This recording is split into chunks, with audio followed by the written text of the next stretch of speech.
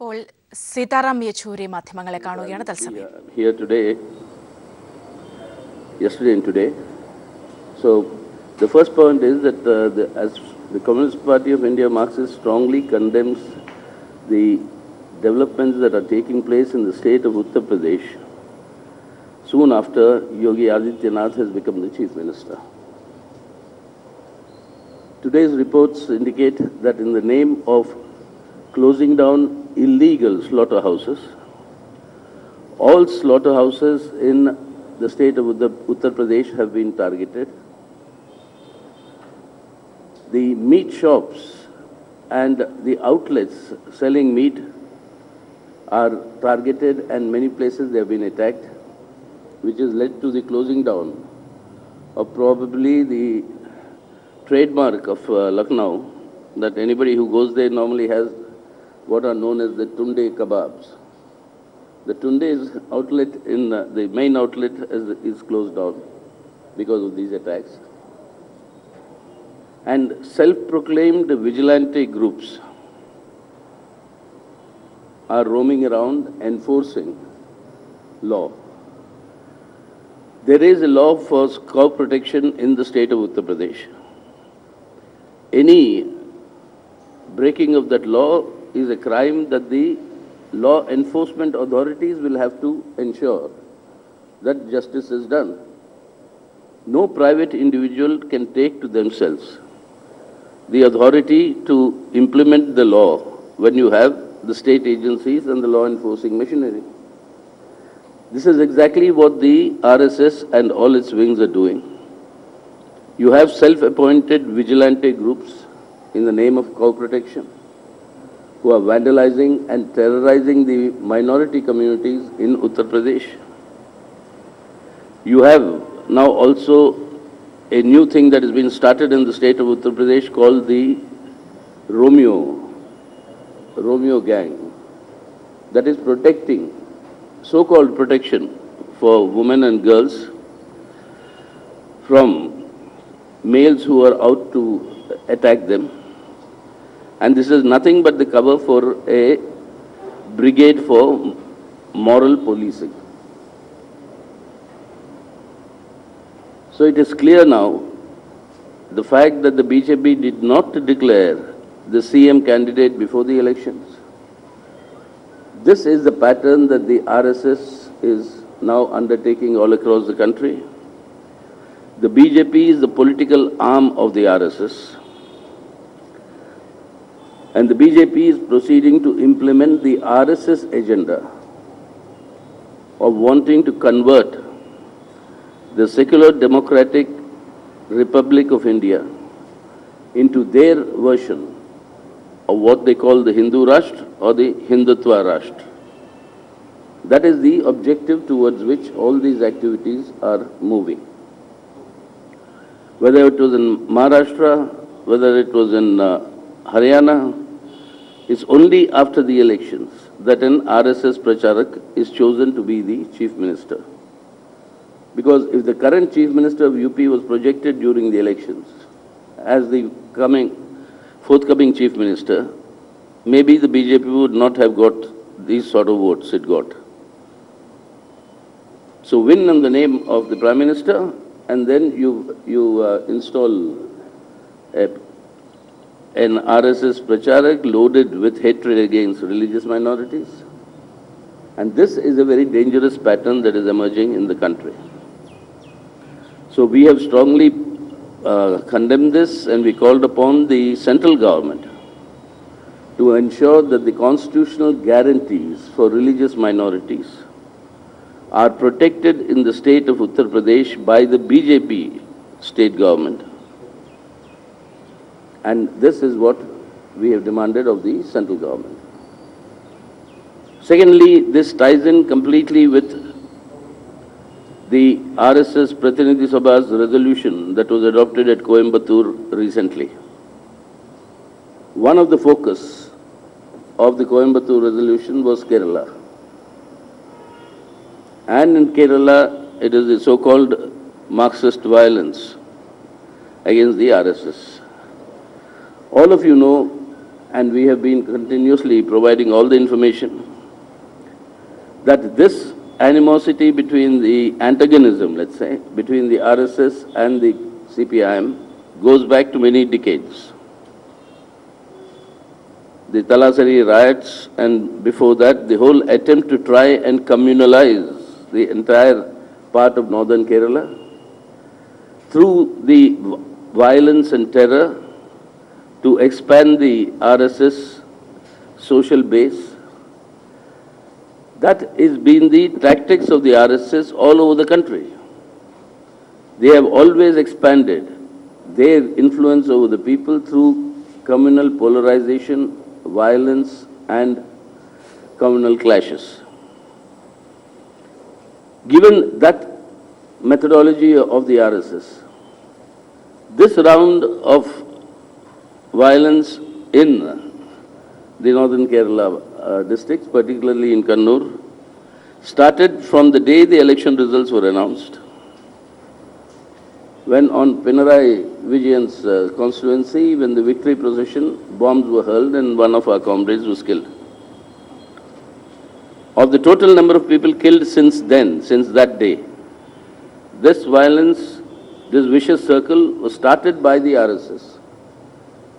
Since that day till today, 11 people have died. No? 9. Our people. And total? 7. 9 of our people have been murdered by the RSS so far since the election results were announced. It's a classic case of pot calling the kettle black, you see. I mean, where they start this vicious cycle of violence, then they start this so-called propaganda all over the country, and they have threatened the Chief Minister when he went to Mangalore. They have threatened when both, I was also there, and the Chief Minister when we went to Hyderabad recently, and saying that they will not allow these meetings to take place. The meetings took place, and much larger meetings took place because of their threat calls. But this is a clear-cut targeting of the CPIM by the BJP, which sees the left today, particularly the CPIM, as the most consistent opposition to its policies of wanting to change the character of the Indian Republic. That is why the target, apart from Kerala, to destabilize the Kerala government is the first target. Same time, to ensure that CPM is not re-elected in the state of Tripura. They have publicly declared that after the manipulation they have done in Manipur, the next state they are targeting in the northeast is Tripura. And now they have announced that in any case they will not allow the CPIM to stage a comeback in Bengal. That they will, through their various actions, will seek to emerge as a principal opposition to the Trinamool Congress in Bengal. So they are targeting the CPIM, and our response to that is we will defeat them through democratic methods. And we are warning them, do not unleash violence, do not unleash this sort of attacks, thinking that you will be able to strengthen your social base. The people of Kerala are mature enough to see through all this, that you are not going to succeed in Kerala, neither are you going to succeed in Tripura. And in Bengal, this is leading up to a very serious situation of a communal confrontation.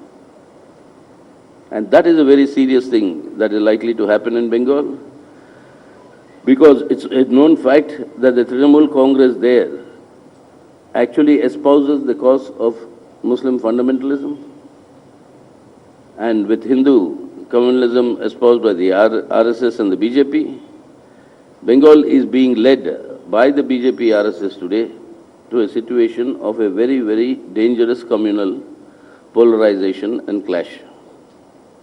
This is a challenge they are putting on us, so then we will,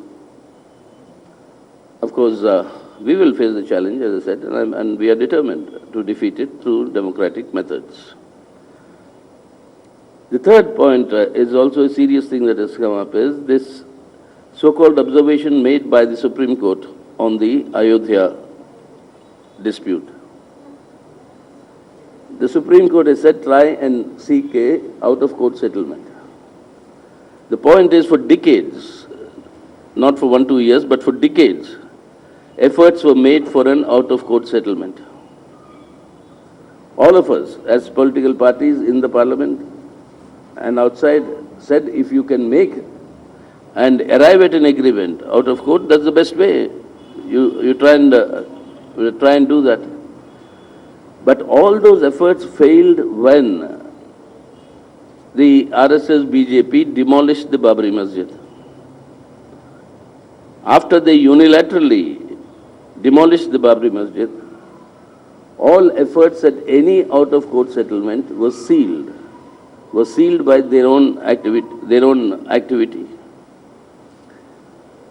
Because the matter could not be settled out of court, the issue went to the Supreme Court. And what is the case there? It's a land title case. The Supreme Court has to adjudicate the 2.77 acres of disputed land is owned by whom. This is a matter of law. This is not a matter of political settlement. Who is the owner of the land? So let the Supreme Court deliver justice, do the job that it's supposed to do, that is administration of justice. Determine by law who is the owner of that land. And whatever be the outcome of that judicial verdict, after that, if it's possible to come to an agreement, very good, let that happen. But the court cannot absolve itself from adjudicating on this matter before the court. So the matter before the court is a land title. The land title is not a matter for out-of-court settlement. Legally, who owns the land? So let them do that. And on this, unfortunately, you have the Congress party also again vacillating. It was the Congress party's vacillations that actually allowed the demolition of the Babri Masjid. Mr. P.V. Narasimha Rao, as the Prime Minister, I know for a fact, because I was physically present, my then General Secretary was continuously informing him that there is danger to the structure. The Prime Minister, Mr. P.V. Narasimha Rao, told him, no, they promised the Supreme Court, they promised me, they promised everybody that they will not destroy the Babri Masjid. He was under the right or wrong of, really he was under that impression, or there was some other deal, I do not know. But the fact that even after the masjid was being demolished, even after one of the domes collapsed, was pulled down, the Prime Minister of the country at that day did not really react. So the Congress party's vacillation is actually something, again, in this situation in the country, is something most unfortunate. They'll have to explain. How on such an issue, how can anybody say the matter can be settled out of the court when the matter before the court is a question of a land title, who owns that land? And that is why it's also, all this ties up also with the Coimbatore resolution of the RSS, where they have accused the CPIM of so far killing, 40 congressmen and 16 CPI people. RSS resolution. So RSS resolution being sympathetic to the Congress being killed, so-called, being killed by the CPIM and the CPI, which is partner of the LDF. So clearly, they are trying to seek allies in these people to try and isolate the CPIM, but that won't work. But this Congress's vacillation is something that is very unfortunate at the moment. So finally, I just want to raise our very serious objections to the fact of this year's finance bill. It is unfortunately, I was just told here, since I was here yesterday and today, I was informed by my comrades in the Rajya Sabha that the government has decided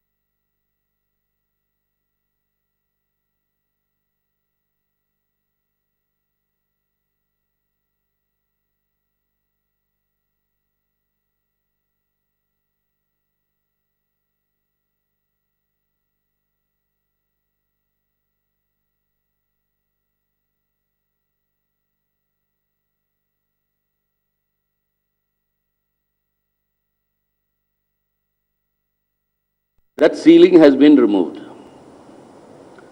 So they can now donate unlimited amount to a political party. Second, they can donate to the political party through the election bonds,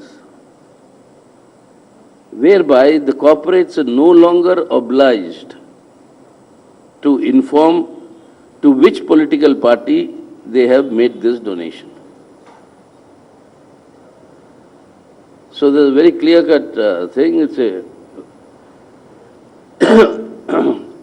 single window opportunity for high-level corruption, that the government of the day will say that I'll give you a contract for 500 crores. So 10% of that contract will be donated to my party through the electoral bonds. And the minister concerned through the party can redeem those bonds and take it as his income. A clear-cut corruption made easy route. Secondly, this also got the danger of money laundering.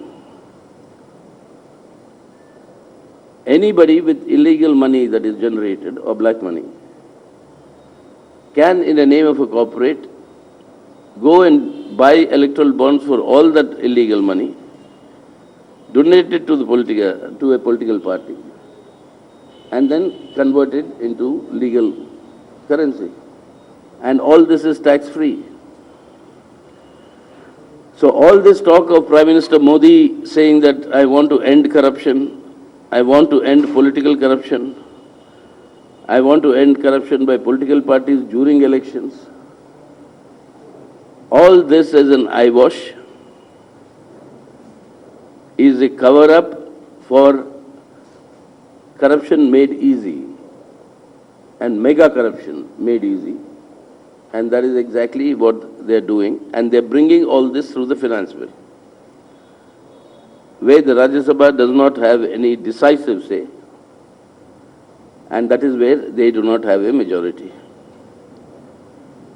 So for the BJP to achieve a majority will take some more time. By the time you go to the next general elections, maybe by that time.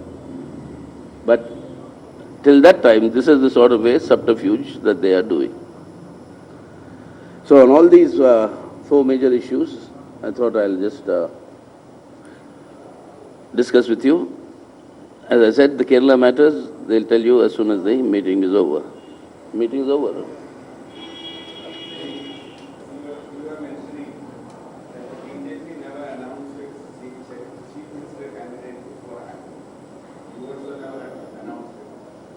No. I remember never answering you a million times before the election.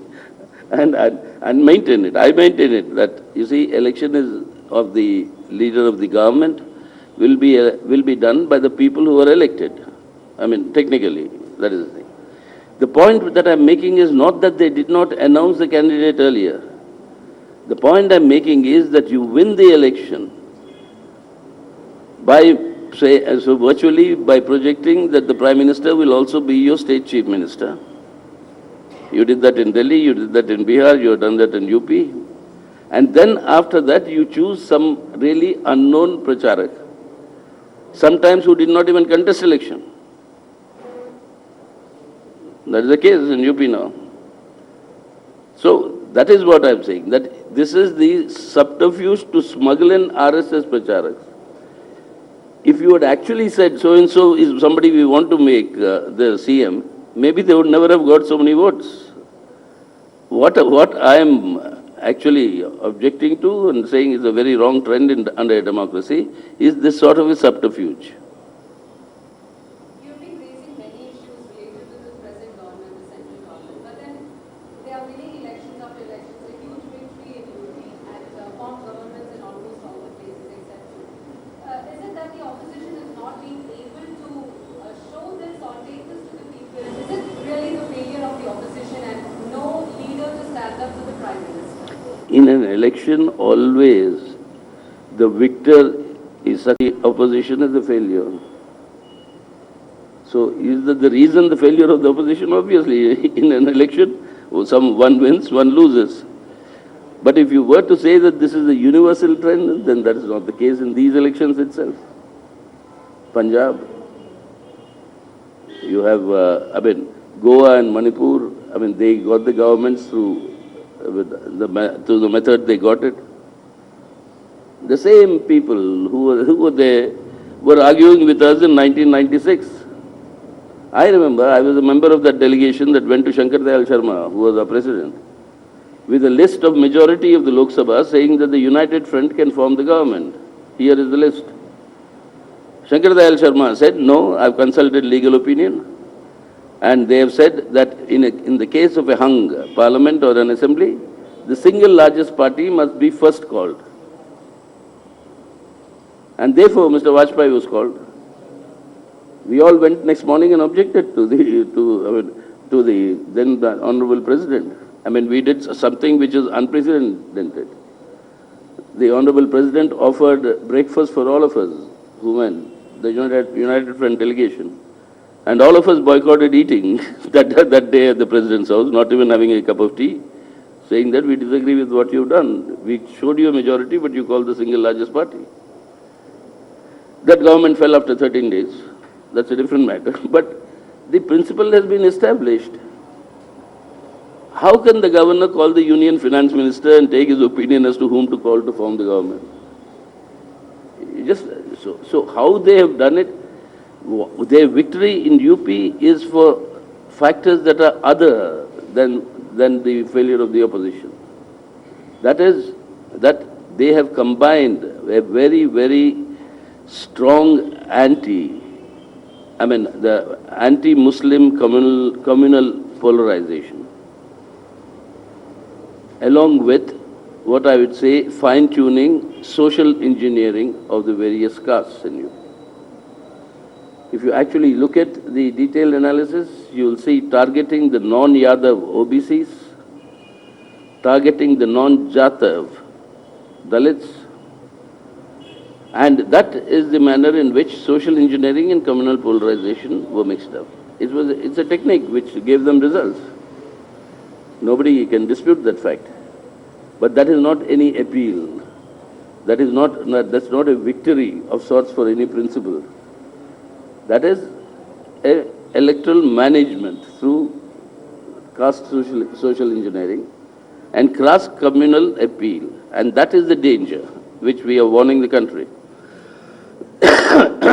It is not any longer Hindutva and development. These are not two separate things. What has been confirmed from this election campaign is Hindutva itself is development. Gujarat model. What is the Gujarat model? Now you understand in retrospect. The Gujarat model that the RSS campaigned all across the country is teach the Muslims a lesson, then there is prosperity. The 2002 Gujarat carnage was seen as the foundation for Gujarat's economic, success or growth. And the same story in UP. Kabristan, Shamshan Ghat, Eid, Ramzan, or Kasab. I mean, what are all this? Straightforward appeal to communal polarization that sanitize the country of the Muslims and we will grow. There will be prosperity. Still, there is a problem of leadership issue, right? Like going on to 2019 elections, is there anybody in the opposition can present as your next prime minister? What he asked, I mean, the next prime minister will be after the election. After the election. It's not a presidential system yet, which they want. It's not a presidential system yet, and I don't think India can afford a presidential system, given our diversity. I mean, that is the only reason. Your party is working as a clear opposition to the BJP in national level and in the state of Kerala. But your electoral performance, especially in the UP bill, is very positive. You have been working there for decades and decades, but no achievement there. How do you? Yeah, that is the singular important issue that we discussed in our party congresses. We came to a conclusion why this is happening, but we are still to overcome that obstacle. And what is that? That unless the issues of social oppression and caste-based oppression and therefore caste-based political mobilization is taken up by the communists as much as we take up the issues of economic exploitation. This, unless we are able to merge the two of them, we will not be able to succeed to break through. That's what, I mean, you're right. For 70 years, you have the communist red flag there in UP. And you're right, at one point of time, if you were boarded the train in Delhi and you were traveling to Howrah in Calcutta, either the MLA or the MP on either side of the railway track was a communist. There was a time in the 60s, the United Communist Movement. But why did that break? What happened? That is this caste-based political mobilization that came into both UP, Bihar, which actually allowed people to be with the communist red flag when there is a fight on economic matters. But the same people will vote for in the elections, they'll vote with their social background. You know, that sort of a dichotomy came up. That's what we have to break. I admit, I mean, that is our biggest challenge. We are trying to break through, and I think we'll succeed. I mean, we'll have to succeed. There's no other way. Yeah, he's waiting for a long time.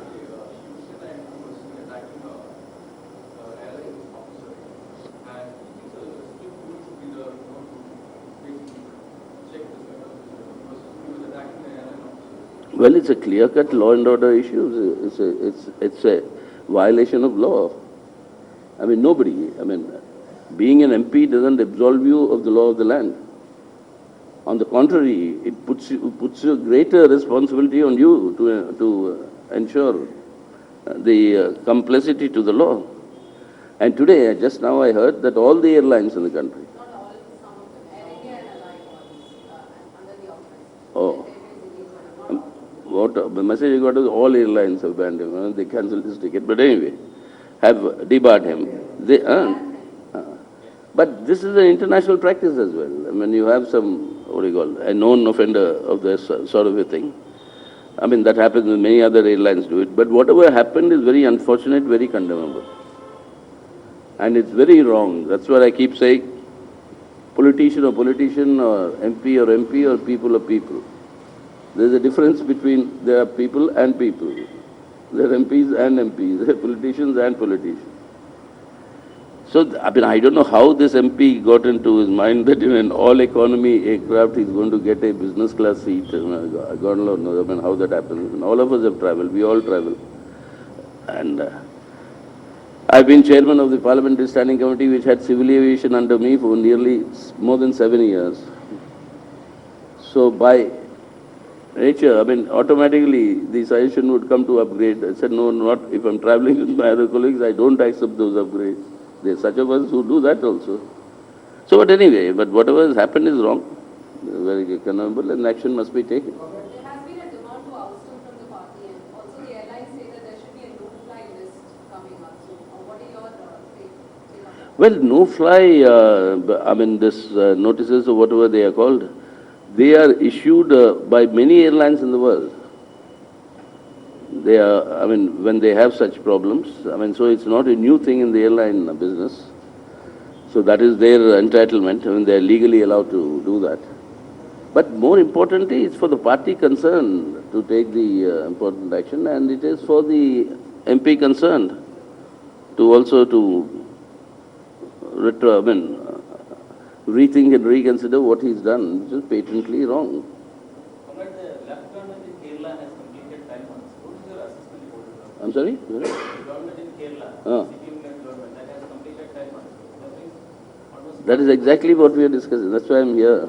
We are discussing in the meeting. You see, as far as, I mean, I can only say that on the basis of the promises we made to the people of Kerala and the manifesto of the LDF, this government is actually proceeding on the right track, and many of the issues they have actually taken the initiative to fulfill these promises. It's only when they make a very detailed review, step by step. I think there were about 400 promises in the LDF manifesto and many thrust areas. So that is what is being done. And and this is a very healthy practice in a political party. And we wish other parties also emulate this. That within 8 months now, or 10 months, within less than a year, you make an evaluation self-critically, how far you have gone, what you have done, and not wait till, before the next elections, or at least the midterm. We will do it continuously. We'll keep monitoring, we'll remain faithful to the people who have voted us on the basis of these promises.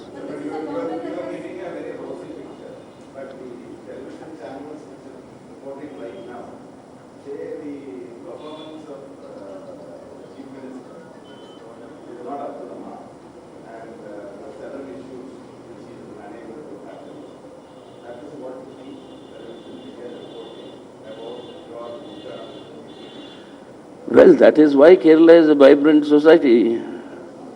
Your television has to say something opposite and something wrong, no? It has to say we are wrong, otherwise why should the channel exist?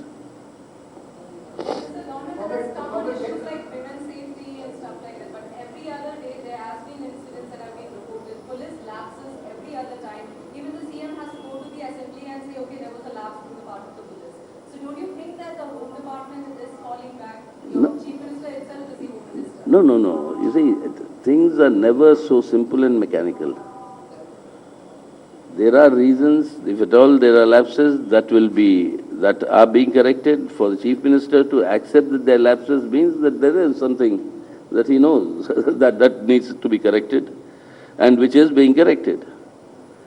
There are many factors. Please remember, the IPS, the IAS, these are central forces, central officers.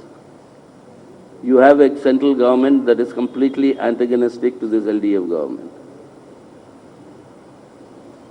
So the many factors at play. So you please, keep that in mind. It is not that I can only assure you as far as CPIM, my party is concerned, we will neither find scapegoats nor excuses to cover up any lapses. Lapses are there, our effort will be genuinely to overcome them and correct them and deliver the promises we have made to the people. But there is no lack of collective responsibility. In certain projects, major projects, the CPM and the CPI is openly sparring. For specific example, I can tell you about the Kairali project. I'm not. No, I'm saying they do not have a consensus on major projects. Every day you feel, you hear contradictory opinions. Well, that will answer you. And that will be something, and I'm sure that the LDF is discussing it. Day after tomorrow, when he meets you, you ask him this question, he'll tell you the answer. Comrade, what is the status of your organizational action against Comrade E.P. who is facing nepotism allegations? I reported to you after the last Central Committee meeting at Trivandrum. I said the decisions on this will be taken at the next Central Committee meeting because of the court case that has come, and we have asked the Kerala Committee to furnish us a report. So next Central Committee meeting is being held in April, and by the next Central Committee meeting, whatever I told you at the last Central Committee meeting, we'll live up to that and we'll inform you. Comrade, I would like to make it clear that whether the Kerala faction has reported their handout their report on Why do you want to be the postal authority? Which date was it posted? Which date did it come? It is our matter. My assurance to you was that by the next Central Committee meeting, we'll inform you. I am sticking by that assurance. By next Central Committee meeting, we'll inform you. In between that, how many correspondences took place between me and the Kerala Committee? Why are you interested? Okay, I'll Party General Secretary, have you made any sort of assessment of your government here? Because you're also responsible. That's why I'm here. No, that is why I'm here. The assessment is going on. We started. No, we'll give a correct picture.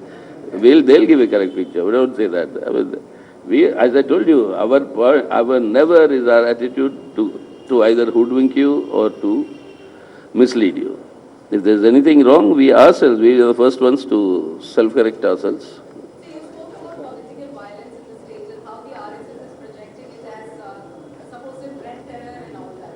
In Kannur itself, there have been 7 murders from the time your CM took over, of which 4 are BJP and 3 are CPM workers. We're just speaking about Kannur. When you have your home, you have your government in the state, and you have your chief minister himself as the home minister, how can you just say that we are retaliating or they are doing it? I mean, there has to be a governmental level action, police level action, which is clearly not happening. No, there is action. There is governmental level action. That's why the peace talks were called. That's why the talks took place, and that's why there is, a very important change in the situation. So don't say that nothing has happened. But the point is, remember, there's a long history to that thing in that area. Where is Talasiri? Justice Vilayathilal's whole report, 400-page report, charging the RSS as singularly responsible for those criminal rights then. So there's a long history. It was there from, I don't know, from before I was born, but definitely from before you were born. that history is there. So that's why. It'll be solved, but don't worry. Okay. Thank you.